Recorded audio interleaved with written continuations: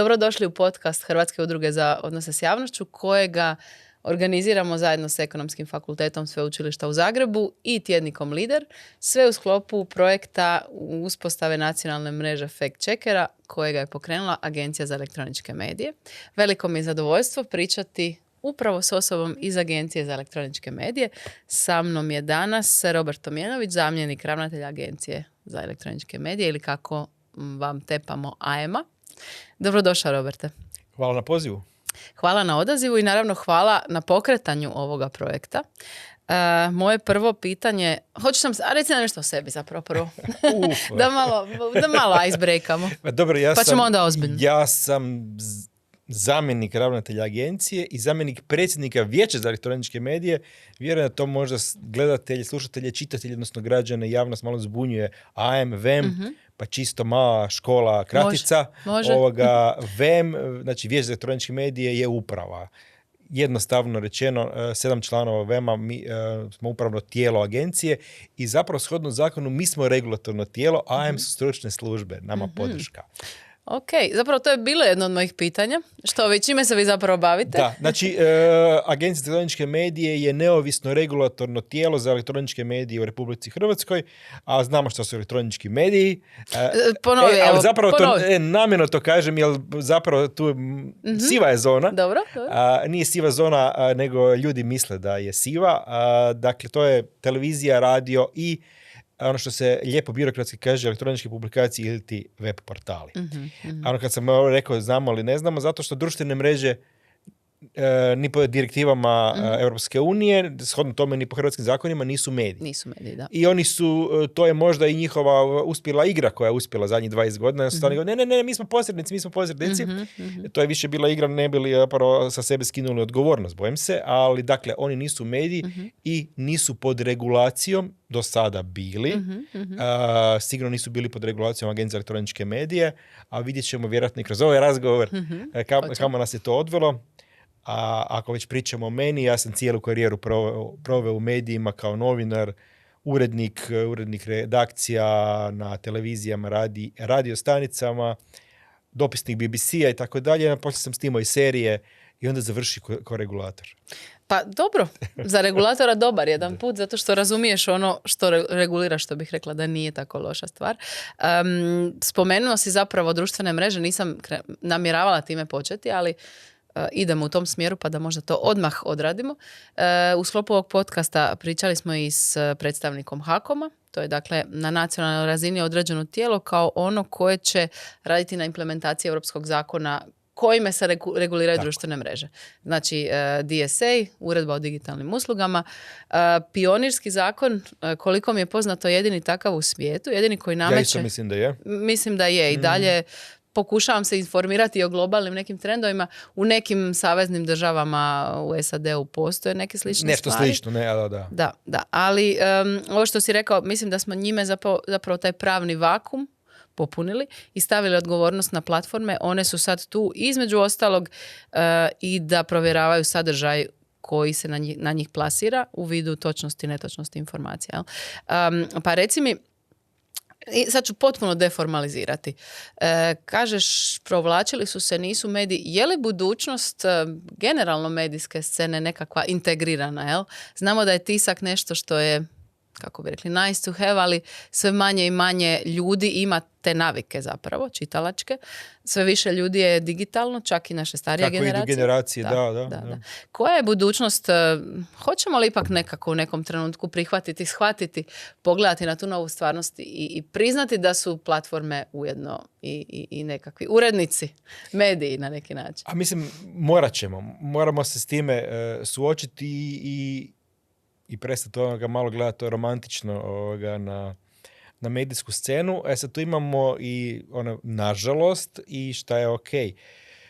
Ono što, da se onda vratim na moju na početak, dakle tu je bio problem i dobro si rekla, Europska komisija a koja zaista jedina u cijeloj svijetu nešto radi po tom pitanju, ali je imala i početkom stoljeća grešku, jer nije tada je zaista romantično vjerovala da treba internet pustiti da se razvija u jednom nereguliranom prostoru, bez obveza. Jer je to tad bila nekakva inovacija. Na Tako neki način je. nešto disruptivno, drugačije. Tako je. I cijeli svijet je to tako tretirao, tako se to tretiralo početkom 2000-ih, krajem 20. stoljeća, početkom 21. i u Briselu, i kad je rađena i tadašnja direktiva audio-vizualnim medijskim uslugama, to je čak i za web je bila krilatica soft hand pristup prema webu i kad govorimo i sa novinarskog aspekta.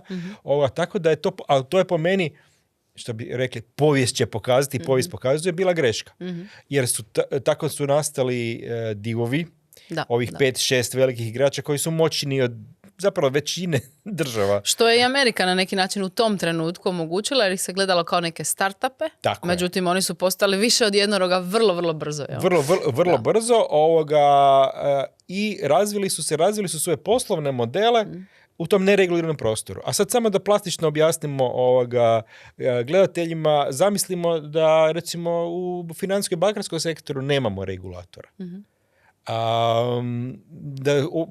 Ne znam, energetskom, dakle, svaka industrija, to je čovječanstvo je pokazalo da treba, kroz povijest čovječanstva se pokazalo da treba biti pod regulacijom. I nije to sad nešto, birokratska regulacija, znači, to je jedan normalan proces, normalna pozicija u svakoj industriji da postoji regulator, po mogućnosti neovisni regulatorno tijelo. Evo, super je što još je 80. godina krenuo taj val u Europskoj uniji, jer do 80. godina prošlog stoljeća nije postala neovisna regulacija ni u Europskoj uniji, sve je to bilo pod državama ovoga, ali od 80. kreće liberalizacija, od 90. većina zapravo se razvili su neovisne regulatore i u Hrvatskoj mi smo zaista neovisno regulatorno tijelo. Ali, moram te samo prekinuti. Jako sam, oduševljena sam zapravo, 5. sugovornik u ovim našim podcastima koji na neki način daje omaž regulativi.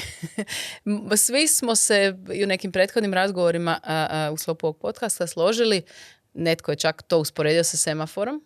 Želimo li mi da nitko ne poštuje crveno svjetlo, jel? Na semaforu? Tako je. Stvarno želite živjeti u svijetu gdje svi voze u smjerovima u kojima god žele i svi smo izloženi takvim situacijama. To mi je bilo na pameti, pa nisam htio tako, ali upravo to najbolje, to je ta banalna je to sam ja isto već znao negdje govoriti, upravo zamislimo i to. Da se nismo dogovorili da postoji, da se na crveno stoji, da se na zeleno kreće. To je taj nedostatak regulacije u kojem je ovo nastalo i moramo znati društvene mreže su ipak nešto potpuno drugačije od medija. U smislu, mediji tradicionalni njima ipak imali su dva neka cilja i dva načina svog života i rada. Znači, proizvodnja sadržaja, a drugo je prodaja tog sadržaja, odnosno prodaja njihovog prostora oglašivačima. A društvene mreže i ove nove platforme, njih sadržaj ne zanima. Da. Njih zanima naše vrijeme i njih zanimaju naši podaci. Jer oni zapravo našim podacima trguju. Odnosno, morali smo učiniti da ih zanima sadržaj, makar onaj koji je neadekvatan s obzirom na tržišna pravila ili demokratsko vrijednostna pravila. Tako je. I oni su tu zaista zapravo posrednici na taj način i dobar mi jedan teorija jednog autora kojem se trenutno ne mogu sjetiti ime, ali on je ovo nazvao sve u ovoj svijetu u kojem živimo, čisto da budemo i toga svjesni, dopaminskom kulturom. Jer nas te društvene mreže zapravo, a sad ću ga do kraja, zapravo prodaju drogu. Dobro. U smislu... Stvaraju ovisnost. I to im je cilj. Oni nama uvaljuju ovisnost, odnosno nastoje nas napraviti ovisnima, ne bili mi visili na društvenim mrežama, što više, znači tu kupovali stvari, odnosno ostavljali što više svojih tragova i podataka, a koji su moneta. I zapravo postoje brojni teoretičari, mislim da je čak onaj Nobelovac Herbert Simon još dosta prije, pa uvijek sam fasciniran kada ljudi neki to znaju predvidjeti, rekao da će u 21. stoljeću glavni i najvrijedniji resurs biti ne zlato, ne nafta. Informacije. Ne informacije, nego vrijeme. Aha, vrijeme, ok. Jer to je to, naše vrijeme koje mi zapravo jel se zapravo sad na tom tržištu i medijskom i ovdje gdje su sad i društvene mreže, svi se bore za naše vrijeme. I toga bojim se da to većina nas zapravo nije svjesna u kojem je to smjer, a ona sad još da bude malo kritična pred društvenim mrežama, koje su onda zapravo nastale na iskorištavanju tuđeg autorskog rada, uzimanju to zapravo tuđeg autorskog rada, uključujući i medijski rad novinara, da bi sad kad su jako narasli, sad to se spustili dole u svom feedu i zapravo sad naštetili... Kroz algoritme zapravo guraju nešto što je možda... I sad naštetili medijima koji su na neki način, a dijelom i svojom krivicom postali ovisni jer koriste društvene mreže kao jedno od svojih važnih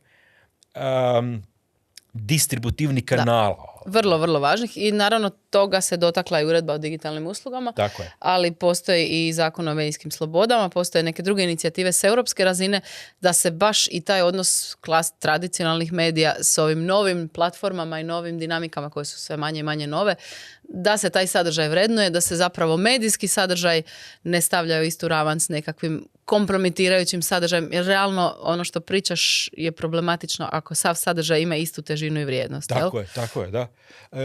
I evo, spomenula si, zaista mislim da je Europska komisija odradila jedan zaista, mislim da je to još uvijek opće javnosti, govorim globalnoj javnosti, ne samo Hrvatskoj, ne cijeni, ne razumije, ali mislim i sa aktom digitalnim uslugama i sa ENFA, European Media Freedom Act, kako smo to na hrvatski preveli?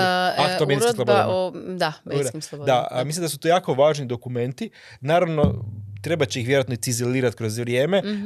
Što se nas tiče kao regulatora, nama se tu stvari sad dosta preklapaju i treba će to vidjeti kako će to zaživjeti, ali su to jako važne i to su bile nužne uredbe za donijeti ENFA što se tiče i zaštite slobode i uredničke slobode i poticanja i kvalitetnog novinarstva na te strane, a DSA da ipak konačno postavi odgovornost ovoga što je bilo po meni osnovni problem, odgovornost. Nisu imali odgovornost. Pa ako nemaš odgovornost, zašto bi samo inicijativno? Upravo to. Otvaramo pitanje kodeksa o dobre prakse o suzbijanju dezinformacije i hvala ti što si spomenuo odgovornost. Dakle, tamo negdje u kontekstu i Brexita, pa onda osobito u doba korona krize, opet treći, recimo, nekakav vrhunac dezinformacijski je bio rat u Ukrajini. Komisija je prije nego što je uspjela, odnosno imala vremena osmisliti zakon, osmislila je kodeks dobre prakse koji su potpisivale platforme i digitalni, nazovimo ih igrači, na dobrovoljnoj bazi. Naravno, vidjeli smo u praksi da ako nešto nije obvezujuće, ako nešto nije zakon, europski u ovom slučaju, vrlo je teško natjerati onoga o kome se priča da zapravo zanemari svoje tržišne interese i djeluje u interesu građana. Tako da je, možda za one koji ne znaju čemu se radi, Europska komisija prvo je osmislila nešto što je bilo dobrovoljno, a iz toga se na neki način izrodio zakon o digitalnim uslugama kojime reguliramo ponašanje. Bio neki zametak zapravo. Tako je. Pa mislim da je to kad je zaista Europska komisija ubacila u znatno veću brzinu 2018. kad je donesen akcijski plan protiv dezinformacija, da je tada potaknuti taj, kao što si rekla, Code of Practice and Disinformation, ne znam to kako to na hrvatski govorimo. Kodeks dobre prakse o suzbijanju dezinformacija. Suzbijanju dezinformacija, koji su, evo da informiramo, tada potpisali, ja mislim gotovo svi veći. 47 tako da, ali recimo tada nije bio TikTok i tu. Agencija za elektroničke medije tada kao članica Udruženja regulatora Europske unije, jer mi imamo i cijele Europe i Europske unije, ERGE, mi smo sudjelovali tada u tom prvom valu, ovom prvom kodeksu u kontroli toga i tu se pokazao taj problem koji si upravo spomenula, jer su ta platforme zapravo sa jednom dosta velikom figom u džepu to potpisale, jer naime nisu dale da se to kontrolira. Pa tako da je upitno bilo čega su se oni zapravo držale, pa čak do banalnosti gdje ih je tu Europska komisija poticala da ulažu i u medijsku pismenost. Oni su to rješavali da su nepoznatim udrugama, govorim u drugim državama, davali onako po milijune. Evo, Talijani su recimo to pričali. Nisu mogli uopće utvrditi kome su ovi dali tih, 5 milijuna. Ali oni su pokazali da su oni dali 5 milijuna nekome za medijsku pismenost, recimo. I nisu htjeli pokazati podatke. I tu je i ERGA dala preporuku Europskoj Europskoj komisiji da je možda za samu regulaciju ipak prekasno i da to barem treba biti koregulacija. I onda to zaista po meni za samu regulaciju što se tiče društvenih mreža jedno 10 godina prekasno, najmanje.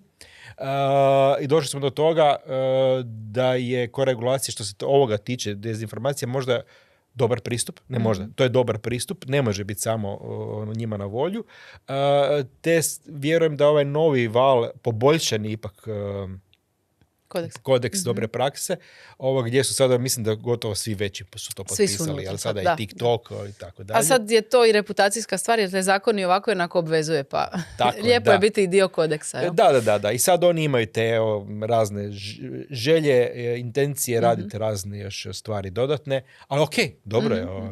Nešto je pranje savjesti, ali okvir smo regulirali na jednoj ozbiljnoj razini kroz zakone, no dosta u europskim zakonima koje smo nahvalili, kažem, kroz cijeli ovaj set podcasta, što mi je zapravo dobar feedback kao zaposlenici komisije.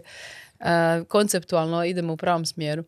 Pričamo malo o europskim sredstvima i pričamo malo o projektu kojega je zapravo član dio i Hrvatska udruga za odnose s javnošću u ovom klasteru koji se bavi fact-checkingom, odnosno provjerom činjenica vezano za izbore u Hrvatskoj. Sljedeći set izbora je predsjednički, fokus je na ekonomiji i gospodarstvu, prati se 5 stranaka sa najvećim rejtingom, ali da generalno projekt je financiran iz sredstava Next Generation EU, dakle iz mehanizma za oporavak i otpornost. Nacionalni plan oporavka i otpornosti. Kako je uopće došlo do toga da je, ne želim ga nazvati soft jer je jako bitno imati točne informacije u javnom prostoru, ali kako ste ga uspjeli uklopiti ostatak NPO-a, Nacionalnog plana za oporavak i otpornost, koji je dosta formalan, to su znači, investicije, reforme, mjere, ulaganje u vrtiće, ulaganje u, jednosmjenske škole, izgradnja infrastrukture. Kako je nekako ipak konceptualno dospio tamo? To ono što pa nas je razgovor odveo, tu moramo naglasiti nije agencija sama ovom projektu, nego je to projekt koji provode 2 tijela, Ministarstvo kulture i medija i Agencija elektroničke medije. A zapravo je to ideja potekla iz Ministarstva kulture i medija, njihovog i odjela za medije. Zaista sa željom da se nekako pokuša nešto napraviti, a to je bilo doba opravo to kao što si spomenula onog prvog vala pandemije koronavirusa, te je zaista bila želja da se pokuša napraviti nekakav projekt koji će pomoći građanima i javnosti da im se pruži nekakav alat gdje će lakše provjeravati i doći shvatiti koje su informacije točne. Tako da je zapravo tu taj dio posla koji pitaš sjajno odradilo Ministarstvo kulture i medija, koje je povuklo s tim projektom povuklo sredstva i dobilo odobrenje Brisela da se, kao što kažeš, malo neobičniji aspekt ulaganja tih sredstava u ovo. Nakon toga zapravo vrijeme leti, jer taj projekt je sada već u 3. godini zapravo, jer mi smo prvo zaista radili istraživanja iza toga da temelj svega toga kako ćemo raditi, kojim će smjerom ići je studija koju smo naručili, za koje su nas radili. Mislim da je zaista sjajna studija, vrlo informativna, koju su napisale profesorica Marijana Grbeša-Zanzerović i Ivan Nenadić, koji zaista pruža jedan sjajan pregled što problema oko dezinformacija, što transformacije medija, utjecaja i položaja društvenih mreža, položaja novinarstva. I ona se nalazi na našim stranicama Agencije elektroničke medije. Preporučujem svakome koga zanima. Zaista problem je odlično je sažeto na 50 stranica plus svi važni dokumenti što Europske unije, što međunarodni vezani uz borbu protiv dezinformacija. I nakon toga smo krenuli u razvoj programa, s obzirom da je europska su sredstva, to su pipkav posao oko razvoja natječaja koji je onda obavljen u 2 kruga 23. I na temelju tog javnog poziva od 88 prijava neovisni evaluatori odabrali su 21 projekt, uključujući i ovaj, evo sad ja gostujem. Tih 21 projekt, to je nešto što smo zapravo i htjeli da ide u tom smjeru da budu tematski projekti i nekako nam se činilo da će to dati vjerodostojnost, jer ako se temama bave oni koji znaju o tim temama, koji su stručnjaci za određena područja, da bi to ipak trebalo biti vjerodostojno. Koje su teme? I stručno utemeljene. Zaista su brojne teme od medicine. Medicinom se recimo bave 2 medicinska fakulteta. Imamo dva projekta koji se bave medicinom i zdravljem. Jedan je medicinski recimo iz Osijeka, jedan je iz Splita. Znači pitanja medicine, zdravlja, rodne ravnopravnosti, ekonomska pitanja, mladi, klimatske promjene, turizam, energetika, tehnologija, povijest, religijska pitanja, zaista brojne su teme. Naravno, politika, društvo, naravno, da. Jasno.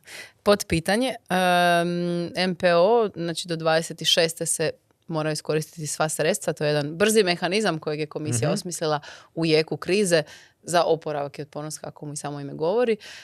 Koja je perspektiva projekta kasnije? Znači što su nekakvi očekivane koristi od ishoda projekta, ovi tematski klasteri, kako zapravo održati na životu, nastaviti s tim fact-checkingom i kako integrirati to u neki širi korpus znanja o provjeri činjenica na nacionalnoj razini ili možda izvesti projekt u smislu kao patenta. Kad smo pričali kao eto, Hrvatska zaista jedina povukla sredstva za tako nešto i zaista interes u Europskoj komisiji za naš projekt jer je pilot projekt. Nisam uvijek bio sretan što je to pilot projekt kao vodite projekta. Dobro, ali vidiš što je bilo s mrežama. Morali smo krčiti prašumu ovoga, da. Ali da, zaista je veliki interes za projekt. I sad samo da malo pojasnimo, od tog taj 21 projekt svaki je razvio i svoje komunikacijske platforme na kojima objavljuje ono što radi, debankirane informacije ili druge vrste sadržaja. I gdje ćemo na jednom mjestu naći ali sve te informacije? Ali na jednom mjestu smo nedavno pokrenuli. Znači od listopada postoji platforma Točno tako. Točno tako, čuli ste gledateljice i gledatelji, odite Točno na platformu. Točno tako HR, na kojem se mogu naći sve što ovih 21 projekt radi, provjerava, dakle obveza je vaša kad stavite na svoju platformu, onda provjeravatelji stavljaju i na Točno tako i to je jedna lijepa, vrlo lako pretražljiva platforma po svim temama, mogu se raditi razne analize. Mislim, ono što je tu dobro, to je jedan jako dobar alat za građane, da se lakše snađu zaista. Ukruženi smo s tokom količinom informacija svakodnevno, a od kojih je sve više i dezinformacija. I ovo je jedan dobar alat da se provjere po određenim temama, neke stvari mogu biti zanimljive i da može i potaknuti na dalje istraživanje, to nudi brojne linkove, tekstove i tako dalje.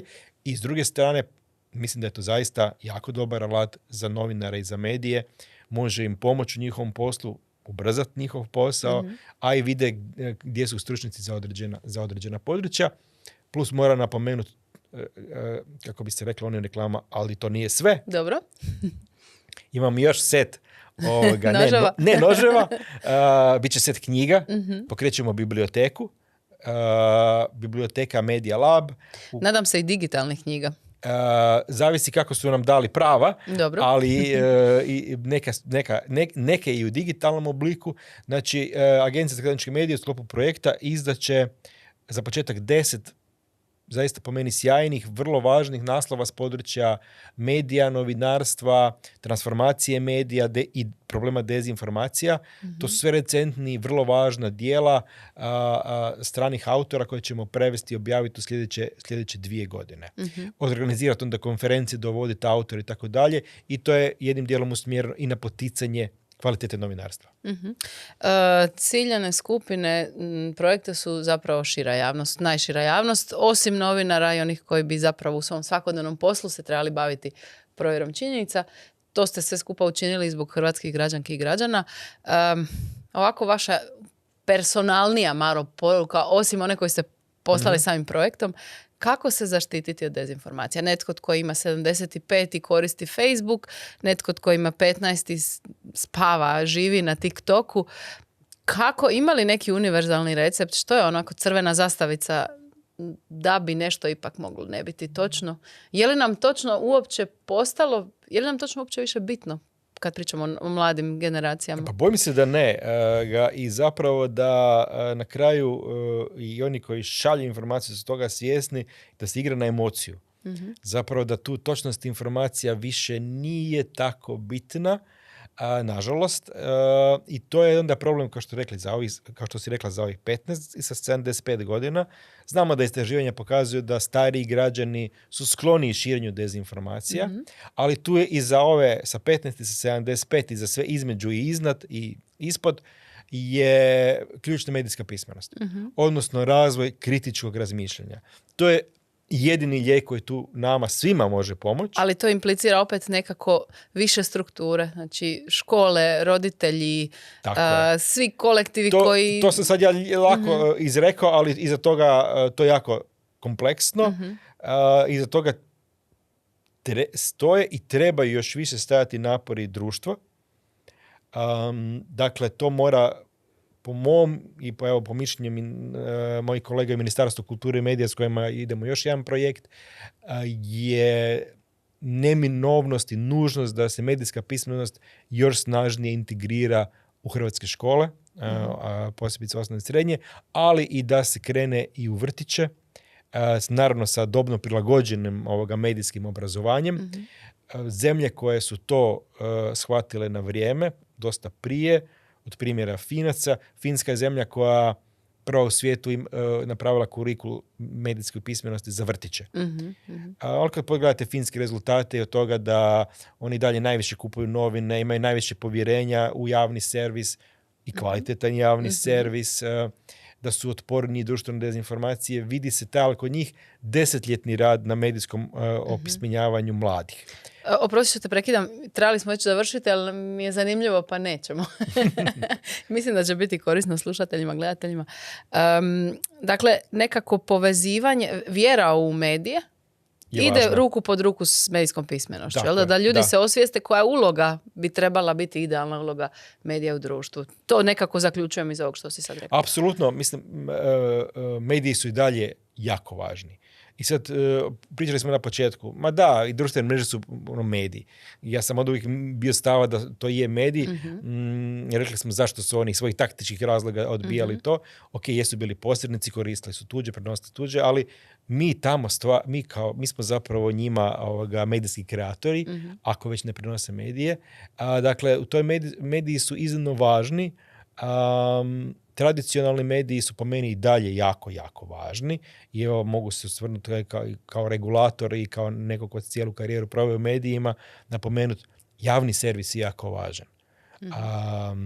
Tako da kad gledamo javni servis nam se ne sviđa neka vijest kako u Dnevniku, zaboravljamo šta sve ostalo radi javni servis i koliko je važan u ovom globalnom okruženju ovih 4-5 velikih globalnih igrača, streamera koji nastoje unificirati ukus, nuditi više manje sve na engleskom, koliko su javni servisi, a to i Europska unija shvaća i EBU, jako se ukazuje na važnost javnih servisa kao i zaštitnika ne samo kulture, baštine nacionalne, nego i lokalnih audiovizualnih industrija. Tako da i u tom kontekstu je važno razmišljati ne samo u kontekstu dezinformacija, o važnosti medija, ali mislim kad su bile i ove krize pandemijske, nažalost kod nas potresi, vidjeli smo koja je važnost medija, vjerodostojnog izvještavanja, ali to je ono što moraju i mediji shvatiti. Nažalost, ne možemo ih samo braniti, govoriti jadni mediji jer su ovi zločeste društvene mreže im pojele marketinški kolač. Postoji dobrim dijelom i njihova odgovornost uređivanja na temelju clickbaita, uređivanje bez vođenja računa o javnim vrijednostima, interesu društva, tako da su se i sami doveli do toga. nažalost, evo možemo s time i završiti, možda bolje ne, sad sam krenuo jednom crnom. Ja mislim da moramo sad neke nove teme uvesti, da malo omekšamo ali rubove. Htio sam reći, došli smo do toga čega moramo biti svjesni. Da je u Hrvatskoj, u Europskoj uniji, da se u Hrvatskoj najmanje vjeruje medijima. Osim radiju, ali globalno hrvatski građani najmanje vjeruju medijima u Europskoj uniji, ali općenito i cijeloj Europskoj uniji se najviše vjeruje radiju. Da, to je statistika. Meni isto drago, ja sam počeo karijeru na radiju. Najmanje se vjeruje institucijama. Dosta su hrvatski građani skloni i teorijama urota i zavjera. I onda kad stavite s druge strane da se uz Talijane najviše informiramo putem interneta, znači i ne samo društvenih mreža, nego kompletno preko interneta, a da nam medijska pismenost nije na nekom nivou, tu bojim se dolazimo do potencijalnih problema. I tu je zašto zagovaramo snažnije uključenje medijske pismenosti, a možda idemo onda ljepše teme, ali nije da se ne radi nešto u Hrvatskoj, ima i dobrih organizacija civilnog društva. A i AM radi s UNICEF-om jedan projekt. A moram opet pohvaliti agenciju, u ovom slučaju u suradnji sa našim dragim partnerima iz UNICEF-a, gdje već godinama vodimo projekt, 2 velika projekta, najveća projekta medijske pismenosti u Hrvatskoj. Jedan je portal, opet ćemo malo product placement, medijskapismenost.hr, zaista sjajan portal za medijsku pismenost, ali namijenjen nastavnicima, učiteljima, roditeljima. Imamo preko 60 edukacijskih materijala koji se mogu preuzeti tamo i sa raznim aspektima, a zadnjih smo godina dosta usmjerili na pitanje mentalnog zdravlja, jer se pokazalo, i mladi su svjesni, naše istraživanja pokazuju da društvene mreže imaju i loš utjecaj na njihovo mentalno zdravlje. Znači, brojni takvi materijali se nalaze na tom portalu. I drugi je naš projekt Dani medijske pismenosti. Svako proljeće, evo ove godine koje već polako ide kraju, u proljeći smo imali 8 dane, 605 događanja, 33,000 uključenih u 185 gradova i mjesta u Hrvatskoj.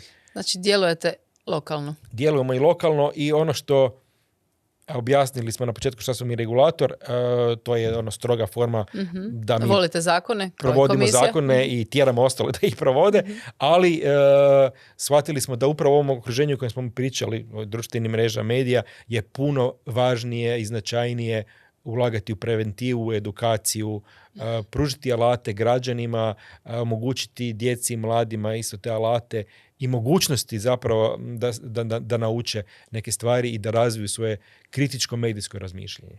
Hvala ti, Roberte. Osim točno tako, medijska pismenost HR, još jedan maleni product placement, što je logično jer smo dio podcasta na tu temu, točno.hr, za kontekst praćenja dezinformacija, odnosno suzbijanja dezinformacija u kontekstu izbora, teme ekonomske i gospodarske. Radi na njima HUOJ, Ekonomski fakultet i Lider.